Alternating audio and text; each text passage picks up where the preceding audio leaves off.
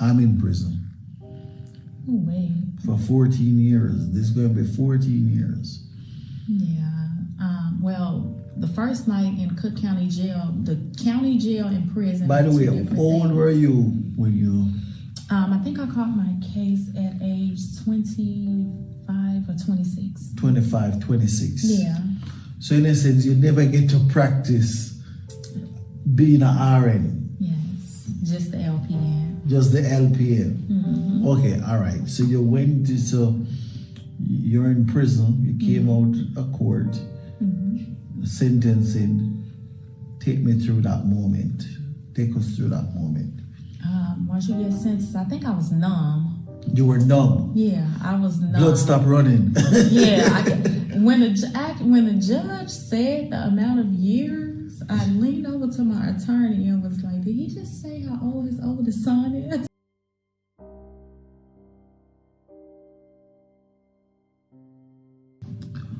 Okay, so you graduated, bittersweet moment, right? Yes. Oxymoron. Yes. So, what happened?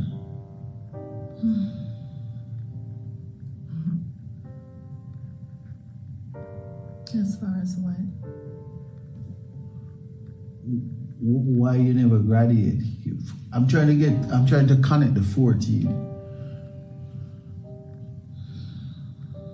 Why I didn't make it to graduation? Yeah. Around the time I finished school. High school? No. Wait a minute. Which one I was speaking of? College. College nursing. Around the time that I finished my nursing at college, I was actually involved with a guy, and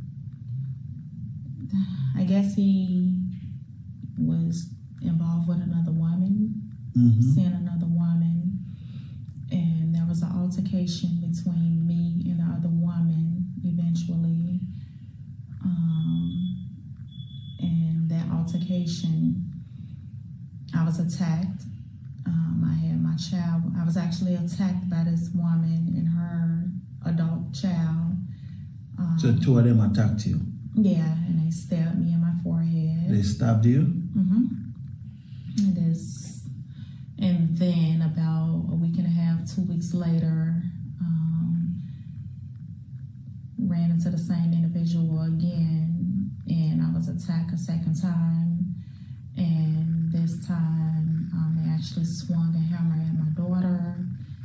It was her. They swung a hammer at your daughter? Yeah. This altercation just went above and beyond, overboard, and it was more of her family out there. My daughter was 7 at the time, I think, and we ran my truck. I know where I went wrong at. So it's like they ganged you? Yeah.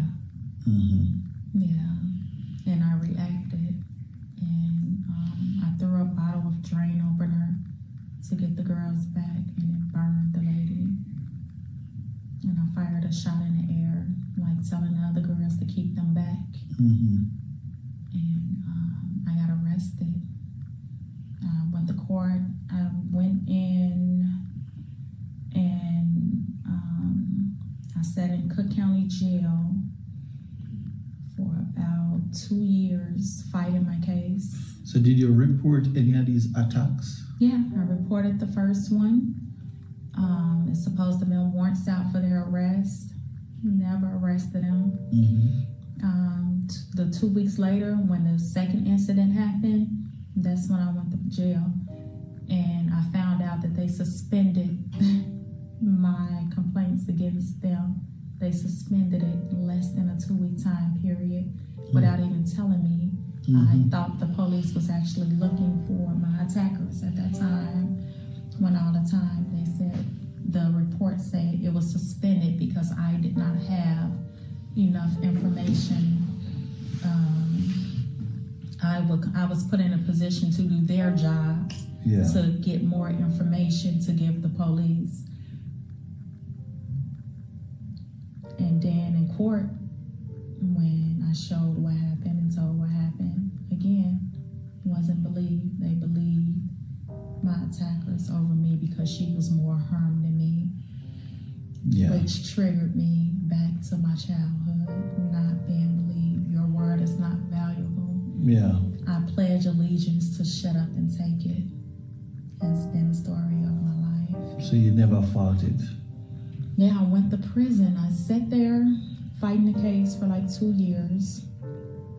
During that time, while in Cook County Jail, health started bothering me. I found out I was diagnosed with cancer.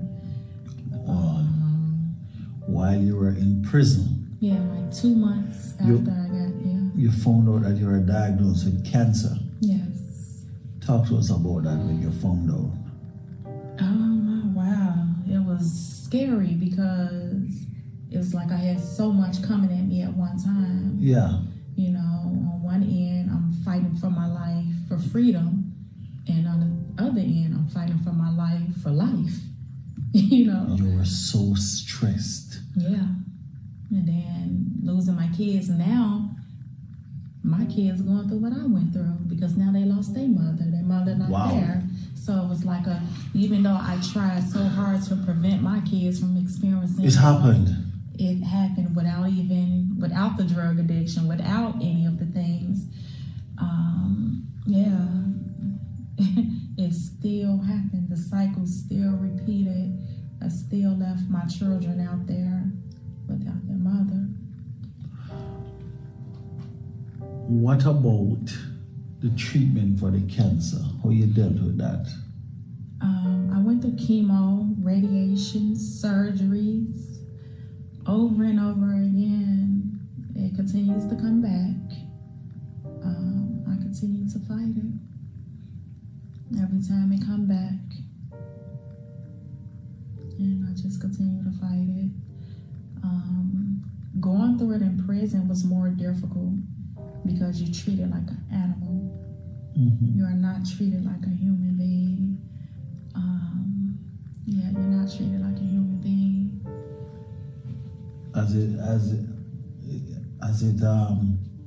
It's in remission, right? Yeah, at this moment. Yeah. Yes. Yeah. Okay, we're going to talk more about that like off camera. Okay. All right. So thank God for that. It's in remission. Yeah. We give God thanks for that. Mm-hmm. So you're in prison now. What's life like in prison? Oh man, life in prison is stressful. It can be what you make it, but when you have things going on at home, it's stressful. When you have people treat you like you're beneath them because you're there, not knowing your story, not knowing where you come from, not knowing your background. When you have somebody that'll call you out your name, not realizing what you done been through, that's a trigger for you. That's a trigger. So words can trigger you. Yeah, definitely. Because it takes me back to that moment. You're nothing. Yeah. When he's hanging my baby sister out that window. It's taking me back to those moments when my cousin was doing what he was doing to me and degrading me in a worse way. So you end up shutting down a little bit, which again takes you back to being an introvert. Yeah. Who do you trust? Who can you I never trust anyone in prison. Yeah. I mean... Did you make friends? Yeah, I met a lot of amazing people in prison. There's so many people in there that is the way everybody in prison is not bad. Some people are there, they have this accountability theory. If you're with somebody and they do something, you could have just been in a car. You're getting charged with that as well. So if they go on and you drop them off, they say, take me to the store, I'm going to get something. They go in there, they rob that store, you're accountable for that robbery. Or they kill somebody in there, so you both going to jail for murder. So there's a lot of people in there under accountability that did not murder anybody. And you met these people in prison? Yes, they're my friends. I love them dearly. We've been through struggles together in there. Some people have lost their kids in there. Like it's a trying situation. Walk me through the first night in prison. when, oh my God, I'm in prison Oh, wait. for 14 years. This is going to be 14 years. Yeah. Well, the first night in Cook County Jail, the county jail and prison. By the are way, two how different old things. were you when you? I think I caught my case at age 25 or 26. 25, 26. Yeah. So in a sense, you never get to practice being an RN, Yes. Just the LPN. just the LPN. Mm-hmm. Okay, all right. So you went to, so you're in prison, you came out of court, Mm-hmm. sentencing. Take me through that moment. Take us through that moment. Once you get sentenced, I think I was numb. You were numb. Yeah, I was numb. Blood stopped running. Yeah, when the judge said the amount of years, I leaned over to my attorney and was like, "Did he just say how old his oldest son is?" Because the sentence was 18 years. That was the sentence. I was lost. I have never been in trouble, never been involved with the law, never and then it triggered me again because I'm like, you protect yourself. Like, where was my protection? I don't even think I was so mad at the point of the state trying to convict me. I think I was looking at it like, why y'all didn't go that hard to protect me? Yeah. From my abusers, from the things that I went through. Oh, so you were looking to the court to protect you. Yeah. That's how you were looking at it. Yeah, I was looking like, why? I wish y'all would have had this energy back then. Oh. You know, because this would have prevented a lot of things. Like, I was dealing with the type of man I dealt with because of my background. Yeah, You know, okay. because I was still believing the things my abusers had put in me. Gotcha. I wasn't good enough or this. So I lowered my standards to deal with the type of men I dealt with. Got you. So, yeah. Obviously, you're a brilliant person academically. Yeah. Okay, Definitely. so all right, so you lean over and say, did he mention his son? Yeah, I said, he just 18 tell me how old years? his Well, you oldest did son 14. is. Oh, what happened? When I had 18 years at 85%. So you do Okay. 85, you do a percentage of your time. Some people is at 100%. They have to do it full time. Okay. I had a class X and a class 1. So yeah, I had to do 85% of that time. I'm still doing time. I'm in a work release center right now. Oh, you know, work release center right now. Yes. Oh, so that's why you have to schedule this, Yes. I have the to- interview, Yeah. and they have to know your whereabouts. Yes. Gotcha. But I still want you to take me back to that first night. That first night in the county jail. No. Oh, the first night Everybody in- goes to jail. Okay, that first. Talking about, well, you know this is for 14 years. Oh, man. That first night, oh God, it's nerve wracking. It's scary because you don't know what to expect. Yeah. And then it's day 1 of 14 years. So it's like, you know, everybody got calendars out and they're marking off how many days they got left. People have calendar in there, marking all their days when they get released. And some people got 55 years, 55 years, 60 years, life sentences. 60 years. Yeah. So you were humble with your 14. Yeah, right. So, right. It's like, do I count this as a blessing or a curse? You know, Yeah. because I could be in that situation. Yes. So, that first night, it scared me cry. But you're still in a situation where it's like, I don't want nobody to see me cry. Oh. You don't know what they expect if they see me cry. And then for Yeah. me and my background, that's that weak moment again. I'm crying. Yeah. Somebody gonna think I'm weak and they Yes. gonna try to take advantage of me. Or Yeah. it takes me back to that childhood. That childhood moment. Yeah, so it's a lot of turning your back towards the wall and crying and just like you broken. You feel so broken inside. You feel so lost in the inside. You don't know if you're gonna get through it. You contemplate suicide. You contemplate So you contemplate suicide whilst in prison? plenty of time. Plenty of time. Yes. Whilst in prison, you contemplated suicide. Yes, plenty of time. Why do you think your mind get to that point? Because you start,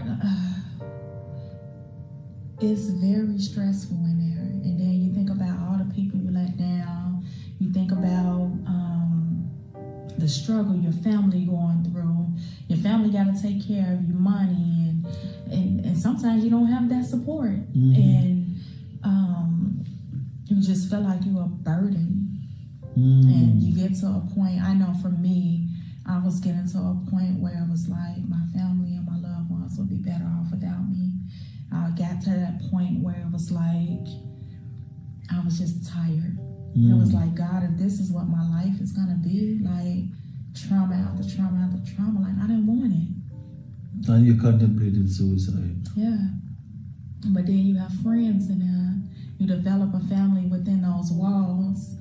And I remember I was about to take my life in there. I was gonna take every medication I had.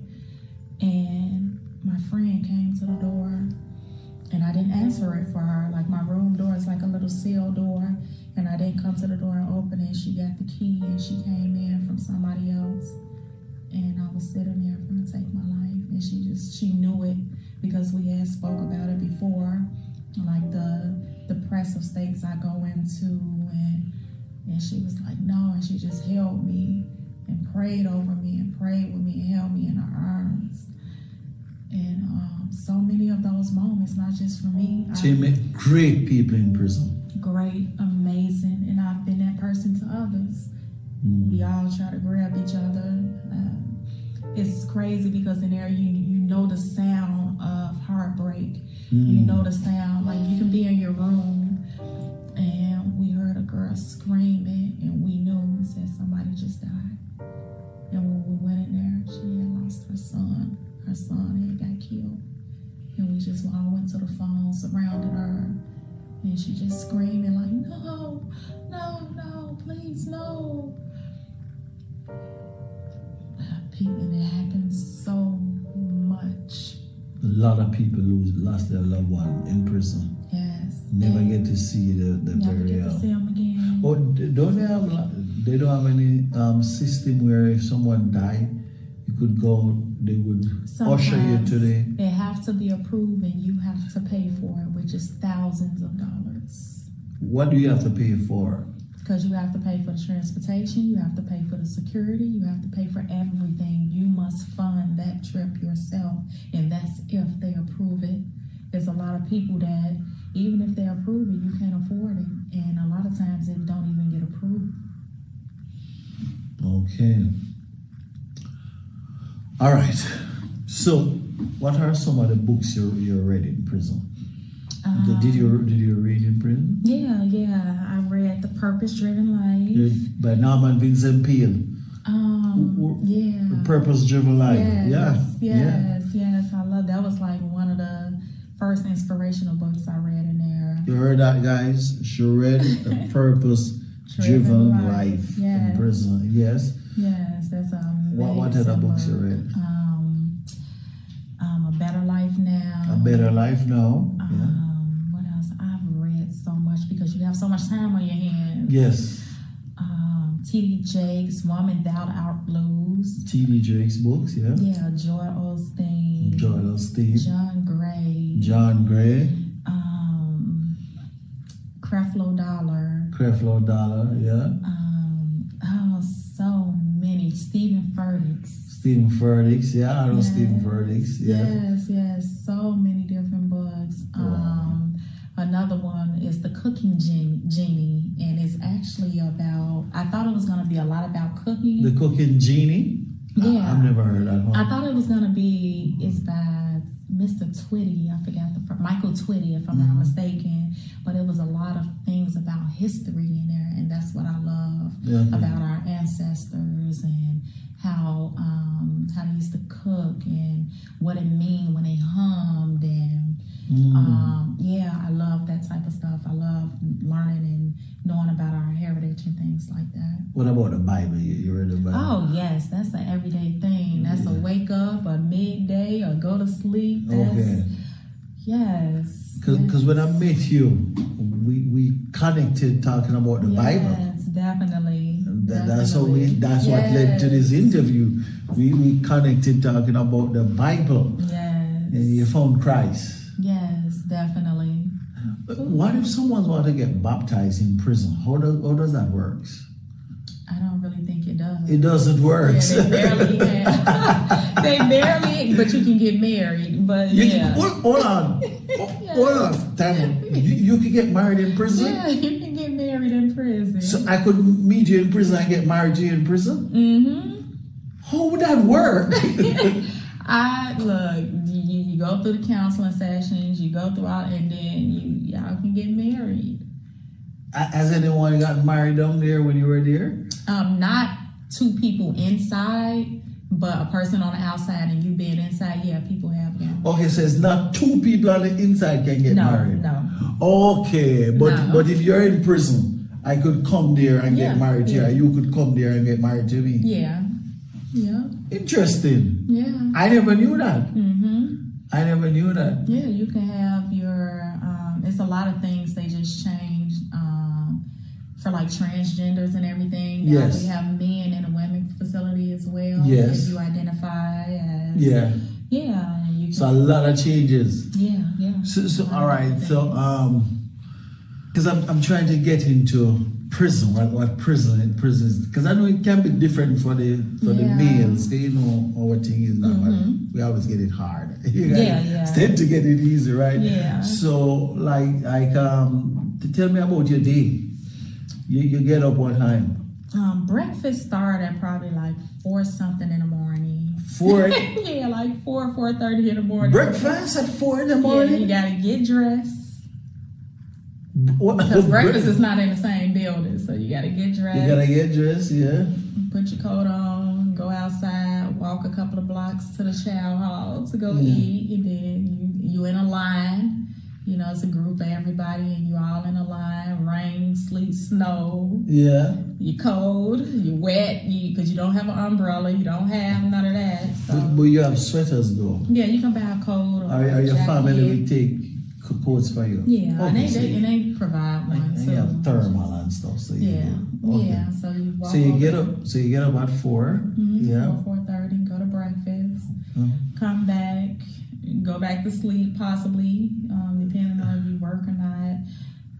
Then around 7:30 is like count time, and then most people are count time. What is count time? Count time is when they count to make sure nobody escaped, make Okay. sure people are still alive. Oh yeah. In the military, we call it muster. Muster. So the muster, you check off everybody. To save everybody. Okay. Yeah. So it's 7:30 is count time. All right, and then they count everybody's there, and then what? Then you either on the unit, or you going to school, or you going to work. Okay, stop right there. So you're going to school. Yeah, some people actually go to school. So you go to school in the prison? Mm-hmm. So they have teachers that come in and teach in prison? Yes, they have some people that's connected with certain colleges and certain schools. I never knew that. Yeah, they have it. I actually took a lot of things in prison. Hold on, we're going to get to that because we have prison life, bro. Yeah. Okay, so at we go to school after muster is finished our count time, right? All right, and then what after that? Because if you don't have school, what do? You just go back to your cell. If you want to, or you sit in a day room, or you on a payphone, or a day room. A day room is pretty much like a living room. A living room. Yeah, it's just an open area where everybody can you sit and talk area. and talk. You have internet in prison? We don't. They did eventually give us tablets that we had to purchase, but you can only listen to music and little stuff like that. But no, not really internet like that. Certain prisons do. You have smart TV? No. Just regular TV? Because if you don't have internet, you can't have smart TV. Right. Well, certain prisons do have like cable. We pay for it out the inmate benefit fund. Oh yeah, guys have a fund. Yeah, that they get like when we buy like our food and clothing and all that stuff, which is overpriced, but. So you guys get money in prison? We get money your family from? have to send you money. Oh, your family have to send you money. And then also you work, and I mean, it's not much, but like I said, if you work in the kitchen dietary, you may make $14 a month. A month? Yes. Charlie, stop lying. How do you say? I'm gonna give you a chance to redeem yourself.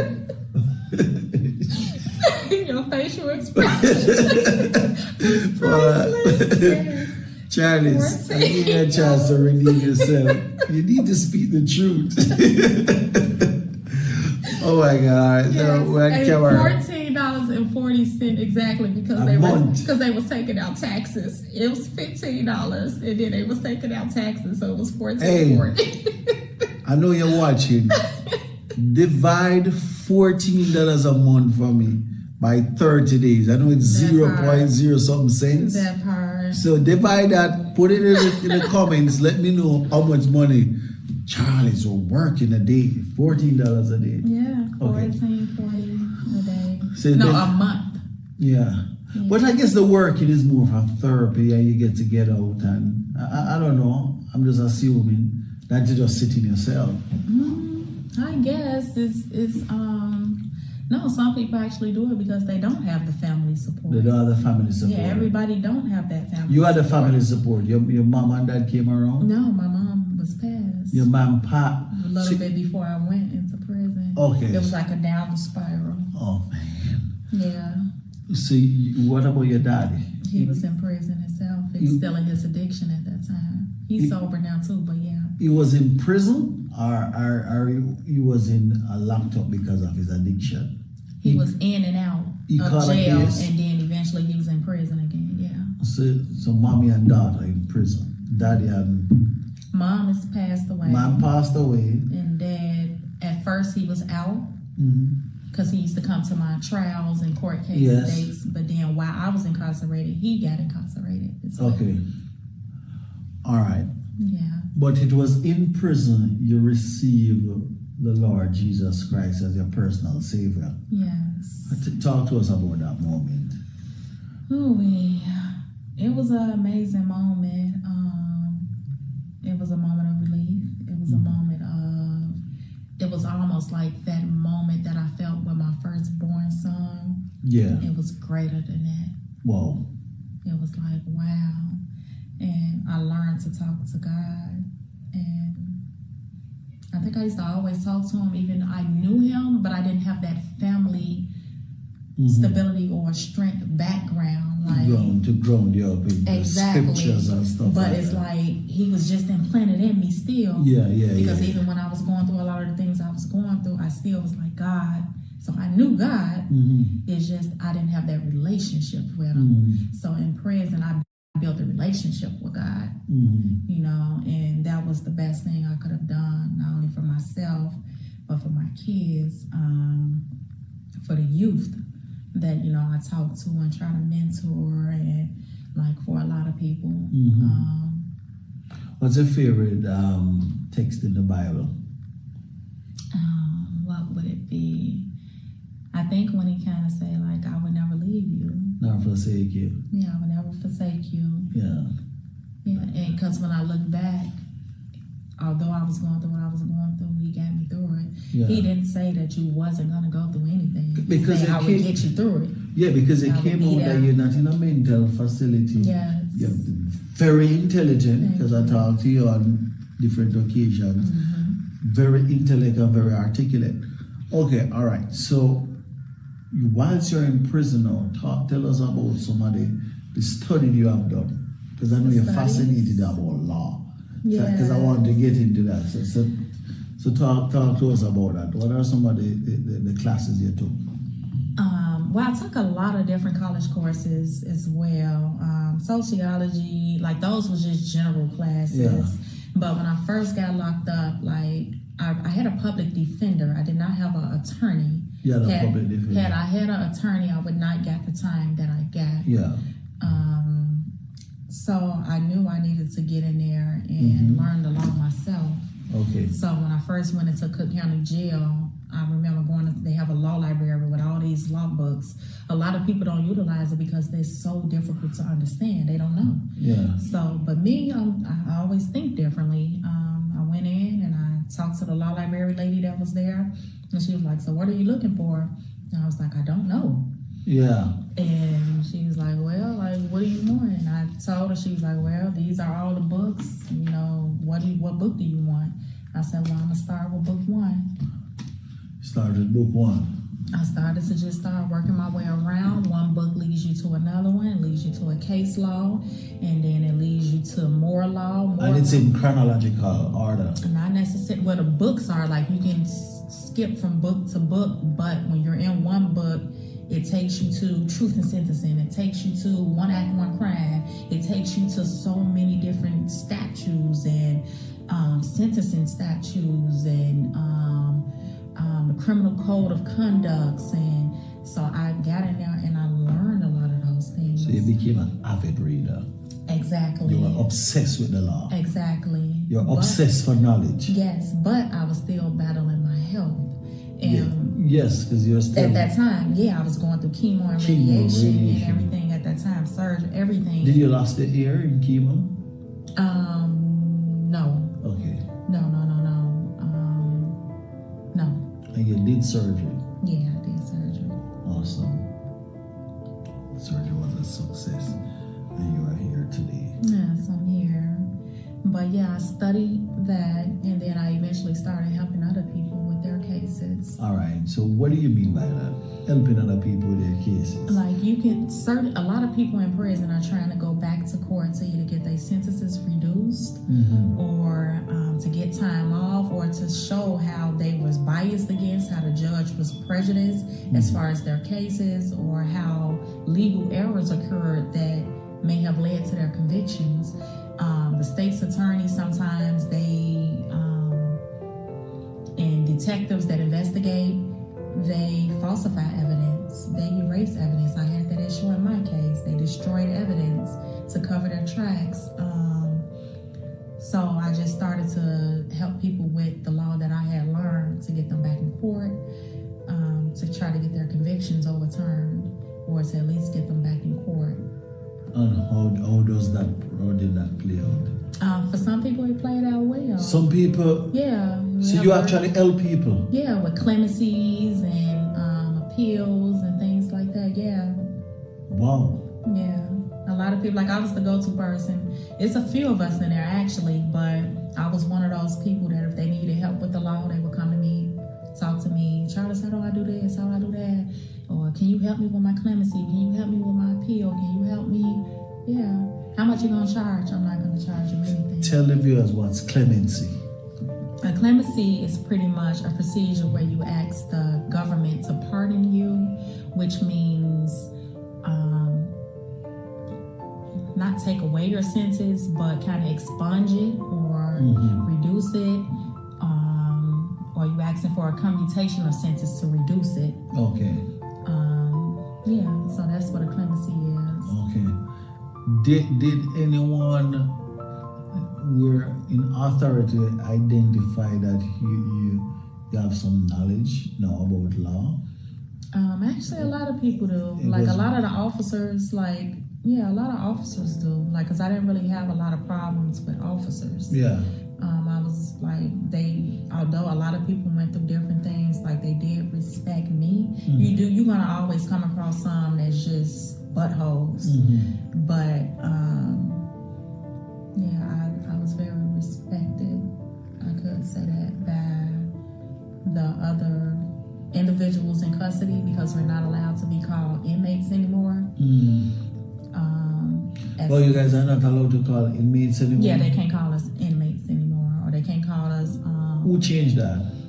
That was a law we got passed. A lot of us put in bills and laws and things. We fight for these things. Oh, okay. Yeah, medical, we had to pay for medical. They was charging us to go to the doctor in there. Every time we went to the doctor, it was like, how do we pay?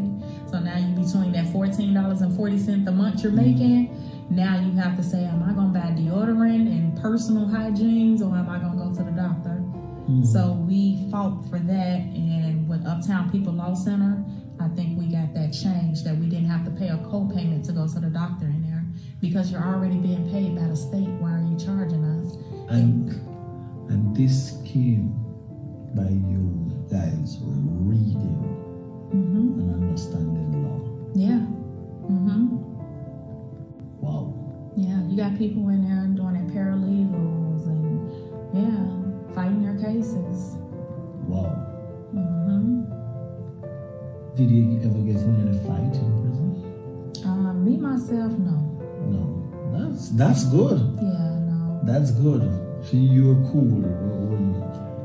All right. Yeah, when I first went in, I went in focused. I said if I was gonna go in there and I was gonna do time, I was gonna do it productively, and I was gonna. You made that decision. I made that decision from day one, and I remember I told my children and my family I would not stop fighting to come home until I walked out of there. And you did that. I fought the courts every step of the way. Certain things got overturned, so the convictions, certain things got vacated of my convictions, yes. Wow. And this by you reading. Because the books are there. Why not just read? Yeah, the books are there, and it leads you to one thing and another thing, and then you find things that went wrong, trial errors. Wow. How does that work? Like when you're behind bars, you go to court. Yes, you can. Okay, you have to. So who file the documents for you? You have to. Those are the things you're learning in the books. How do you file a motion? Like it shows you like motions, it tell you stuff like that, but you have to know what to put down because one error, your stuff gonna be denied. Denied. And then not only would it be denied, but one thing, if you forget to bring something up at a certain process or a stage, you can never bring it up again. Wow. So you waived it. So later on down the line, you can find something that was wrong that can totally release you from prison. But they'll say, you waived that right, you didn't bring it up on your first appeal. Wow. So it cannot be brought up now. And there's nobody to guide you. Unless you purchase an attorney. Wow. Which is difficult. So attorneys are charging thousands. All right. So that day, it's time to get out. Our face light up, but your smile. Oh yes. Oh wait. I found out well, at first I wasn't even able. I didn't qualify to go to work release. Recently, I think in 2021, the law just changed. We've been fighting for that, and the law finally changed. That if you have a violent offense, you can finally go to work release. You must be 2.5 years short. 2.5 years short. Work release. Explain to us what's work release. Work release is you're still like a part of prison, but you're like on a furlough that you can go and you live in a different place where you work like a regular job. You can actually make regular money. You save your money. You live there. You can gain passes to go home and be with your family. Passes to go outside. You have more freedom. It's transitioning you from prison setting back to integrating you back into society. So trying to make it a more easier transition while actually helping you stack your money and prepare. So when you are released from work release, you have the funds and hopefully still have the job and everything you need to be able to survive and actually stay out of prison.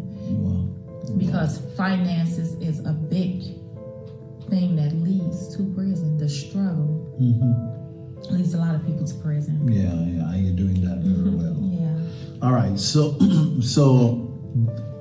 did you know 1 week in advance that you're coming out, or 1 month in advance? No, I put in for work release, and then you worry like, am I gonna get approved? Because you're still afraid. Yeah. Like, no, they're gonna approve me. I know my records say I'm good. You know, you have this fear, like, and then once you steady get denied in court, denied, and then you see the system covering tracks and getting rid of evidence, like you give up. You be like, I'm gonna get denied, like something gonna go wrong, and you waiting for that process for the counselor to come back and tell you. But he said he never leave you, nor forsake you.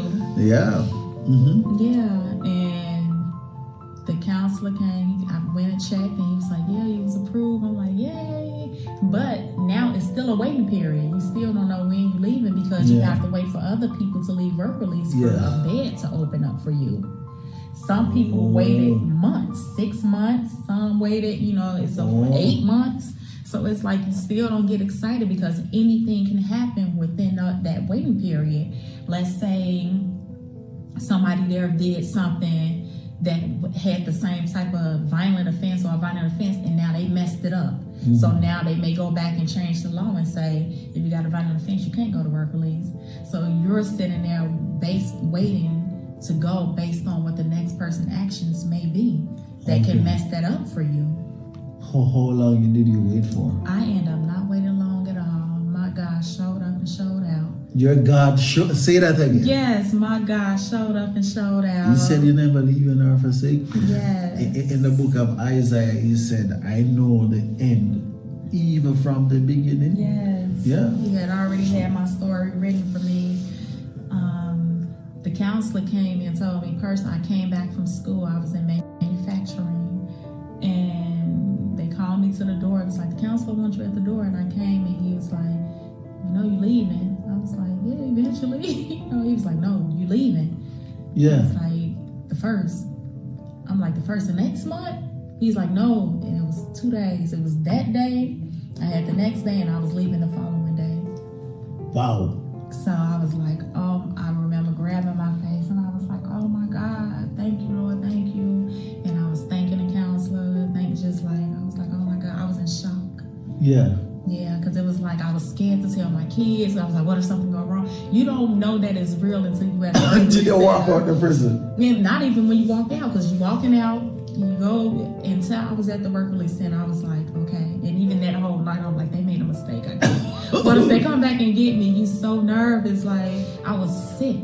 My first week being a work release, I was sick because you have this anxiety. Yes, I was sick, like throwing up, like sick. Wow. Okay, so you came out. Who came to meet you? Your dad came? No, my dad haven't been down there yet. I actually been down there to see my dad, but my daughter and my son-in-law, they came. They brought me like my items. A lot of friends that had been locked up with me that went home before me. I have friends that did 20 years, 30 years in prison.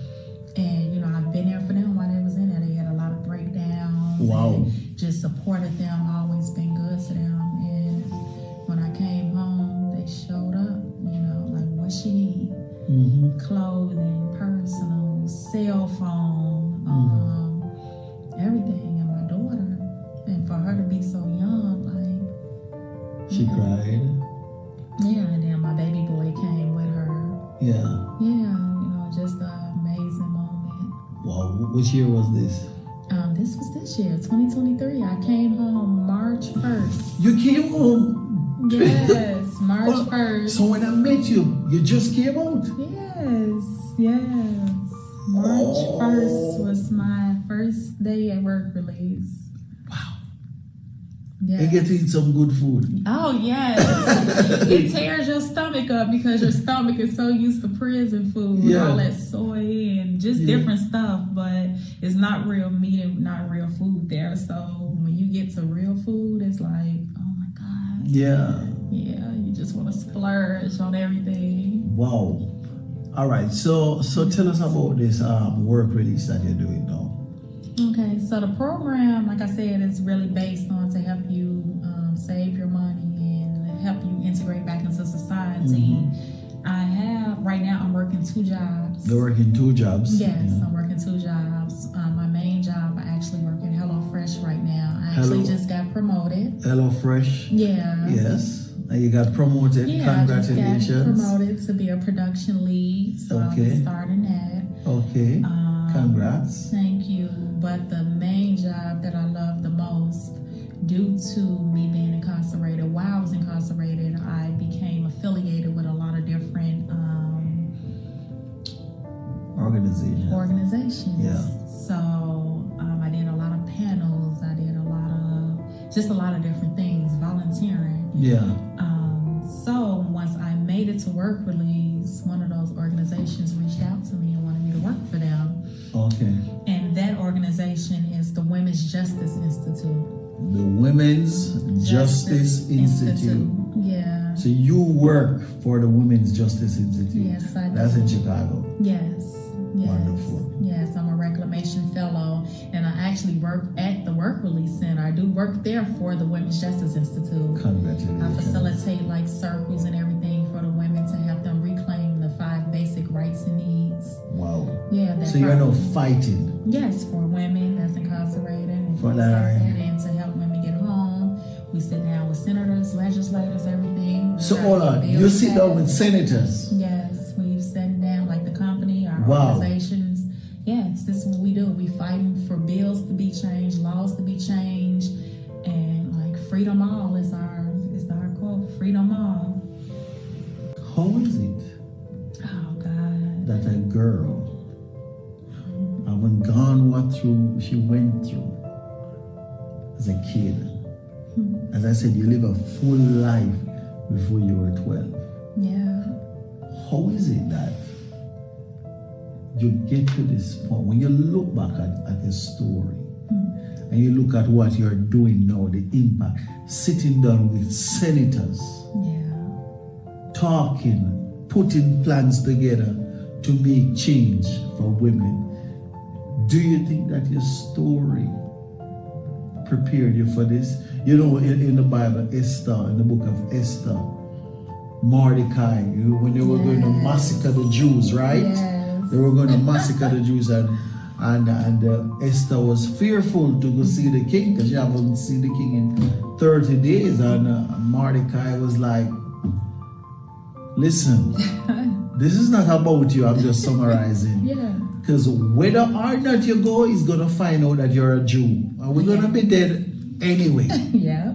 So maybe, Esther, you have came for such a time as this. So do you think that your story represents that little phrase? Maybe you went through what you went through for such a time as this. Yes. To be sitting, as a kid, you saw yourself sitting down with senators. You couldn't see it, right? Yeah, I couldn't see it at that time. Even going all the way back to my childhood, I would not have never thought in a million years. Because nice now, office, AC, yes, right? Yes, now I see like you go through things that's not necessarily for you. And I had to come to a point where I realized like if I had to take that blow to save $1 million, I'm down for the cause. Like I know. So you're a martyr? Hey, You're a martyr? Yes, I know without a doubt You're a martyr. the purpose of what I went through now. So there's purpose in your story. It was purpose. It is purpose, and it's helping me to tell my testimony. I get just it. like what you're doing now. Yeah, just think about it. Even back to the group homes and everything. That's the same way prison was set up. God was already preparing me for what He was preparing me So for. all these group homes and foster homes, everything, and DCVS, all of this was everything. God was already preparing me, and that's why I made it through prison, because the mistreatment and everything I went through in my youth, when I faced it with officers or staff, or when I was put in those situations, I was already built for it. God had already made me built to last. I was familiar with this, so it was like, I'm built to last. I'm not gonna let you break me. Wow, because I haven't gone what you've gone through the different homes and DCFS. You understand how the system works. Yeah. Because you were a part of that the system. Yeah. And I've gone to prison, become obsessed and fascinated with law. You have helped a lot of people for clemency and even get the time reduced and stuff like that. I know you're working in the same facility, sitting down with senators, trying to make change for women. Yes. Fascinated. Yes. Fascinated. I love the Women's Justice Institute. The Women's I love the Justice organization. Institute. Yes, we're amazing. And I'm not just tooting our horn, but like we just did. I went to work yesterday in Chicago, and we did our circle, and the gratitude that the women have, because my organization, we go to court for them. We support them. We have people still in prison that we do book readings for. We got Team Freedom, and that's women that's in prison that we do fundraisers to raise funds for like their attorneys, and we do a lot. We help women with bus passes, housing, everything. Major stuff. Yeah. Wow. fascinating. Yeah. All right. So can we wind it down now? We'll put a wrap to this. Yes. So you went away. Which year was this?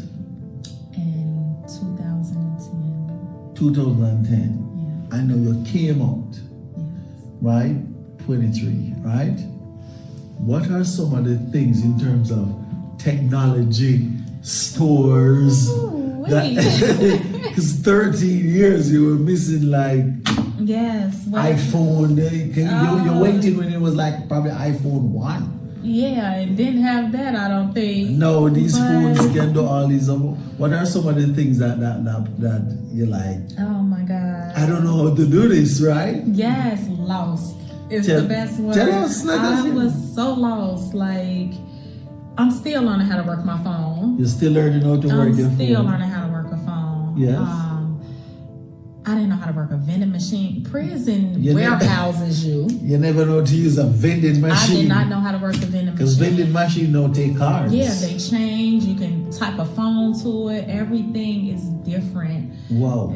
Even the way the stuff come out, it rotates. I was lost. I didn't know what to press. Like, I came to the library and I had to use the restroom. You came to the library and you had to use the restroom.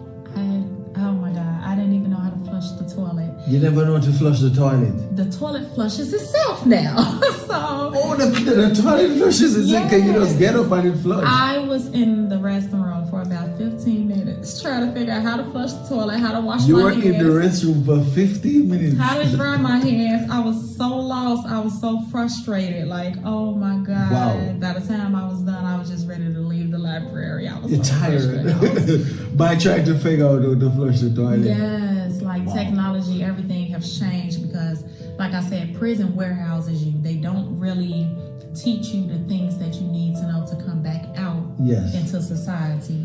So technology, oh no, you coming out, you lost. Technology gone. You came out and you saw electric cars, right? Yes. Everything different. Everything. What about social media?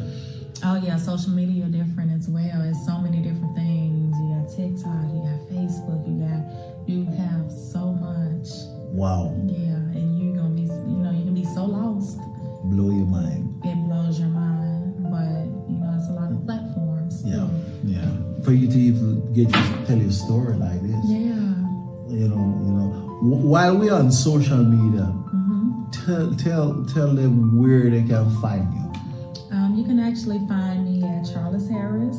Charles Harris. Yeah, on Facebook, my name, and on TikTok as well, and on Instagram as well. You're learning. Yes. So that's Charles Harris on Facebook, Mm-hmm. TikTok, and Instagram. And Instagram. Yes. Okay, all right. Charles, Charlis, and Harris, Harris. Okay, perfect. Yes. All right. So, looking back at the journey, Yes. from where you're coming from and all that happened,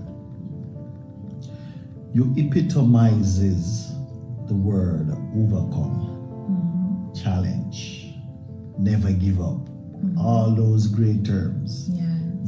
Your story is a game changer. What do you say to young girls? Oh wow. Because this is you giving out advice now. What do you say to young girls? Because you know a lot of them going through that same thing of the sexual abuse and stuff like that. What do you say to young girls that in that situation trying to tell their parents or their friends that no one wants to believe them? What do you say to those people? And what do you say to young girls that are doing time in prison? Because this video gonna be shown all over. Yeah. What I would say to the young girls is don't give up. Don't let nobody take your power from you. Never pledge allegiance to shut up and take it. Use your voice, use your story. You matter. No matter how much somebody try to tell you you don't matter, no matter how much the world try to chew you up and spit you out, you are worth it. You're worth it. You are queens. And you can make it through whatever you put your mind to. never magnify that problem. I always magnify the solution, and the solution is always God. And I told you where to follow me at. I will support you all in any and every way possible. I will always give the support I did not get. Wow. You are powerful, you are strength, you are beautiful. Wow. Never forget that. When your father say, because you say your father is sober now. Yes, I'm so proud of him. I'm so proud of Daddy him. is sober now. Yes. And you're happy. I'm super proud of him. When I go home on my passes, I go to my dad's house. Okay. Wow. Anything else you want to say? Because the interview finished now. You have said a lot. Yeah. Your story at one point, I was like, probably we need to stop this story. Just to think that you went through what you went through. Yeah. A lot of people going to reach out to you. A lot of people going to request you to come talk. Yeah. Because you have a story to share. Committing suicide, all of that. Fighting cancer while in prison. Yeah. Fascinating. Yeah. And who would have thought? Who would have known? Wow. Glory to God for all of it. Glory to God. And the best part of the story is that you found the Lord and Savior Jesus Christ. That's right. That's right. That's right. And you know, the devil don't waste no bullets. No, he doesn't. The devil does not waste bullets. If he knew, and that tells me that I had a purpose from before, like I said, before I was even brought into this world, because he have been trying to take my life since I was a child. The devil feared me. He feared if I reach my when I reach my full potential. He fears that. He know God got me. He know what God got me destined to do, and he do not want me to reach that. But he can't stop it either. Yeah. He can't stop it. What's your plan? Well, my plan, my next steps is actually I'm going to start attending law school. You're going to start attending law school. Yes. One of my co-workers, she said she wanted to attend, and I was like, wow, that wouldn't be a bad idea. I already know a lot about the law. Why not? You know. And then Are you going to get the opportunity to do it? Yeah. Because of your record? Yeah. It's only 3 states that don't allow you to. I had to do some research that don't allow you to practice law. I think Texas was one, but it wasn't no state that I planned on being in. Okay. But it was only 3 out of all the rest. So okay. I can still go for it. And even if they tried to say that I couldn't, I would have fought that. Just because I was incarcerated, are you telling me I don't have the mental or the intelligence to practice law? What does my incarceration have to do with my intelligence and my ability to practice law? So I definitely would have fought that. Okay. So you're going to go to law school? Yeah, I'm going to go to law school. I also want to, while incarcerated, I did apprenticeship program for bakers. So I became a professional baker as well. You can bake? I can bake. I took culinary arts, everything. I can bake, I can cook. Yeah. Awesome. Yeah, so I actually want to open up an organization for the youth called Bake the Cycle.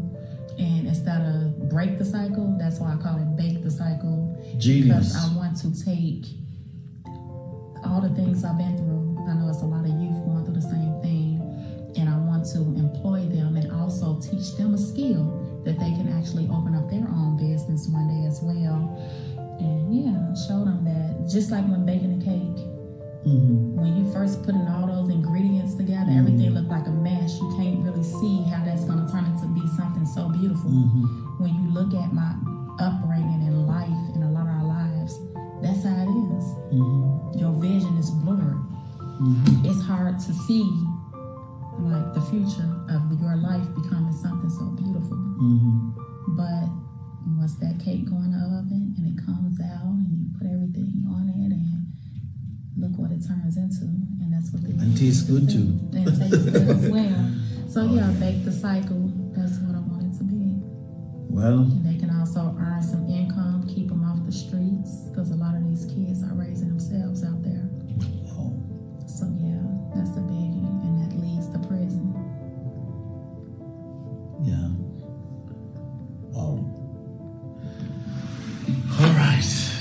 Man, we could be here talking forever. I know. Because the story is so fascinated for what you have. I've never heard a story like this before. And I've heard a lot of stories, but yours is different. It's different, and the world going to hear it because what you have gone through, you have given hope. You're like a beacon. No, don't give up. It can't get any worse than this. But look at what you are doing now. Yes. And what TD Jakes has a book called Crushing. Yes. Oh, yes. Powerful book. Read it. You went through the crushing. Yes. Yes. You're ready to move on now. We'll be here. I will definitely be here. Okay. All right. We can do another sit down at the next phase of your life. And who knows? Maybe I'll be coming to Bake. What's the name of the restaurant? Bake the Cycle. Bake the Cycle. Yes. Come I on. would love to have you out and talk to some of the youth. I will be there. I will be there. All right, guys. You have heard it from my guest, my friend, Charles. What a fascinating story. What a fascinating story. We have nothing more to say. Please remember to like, share, comment, and subscribe to this channel on Things to Say with Kevin Dre. And we'll see you next time. Man.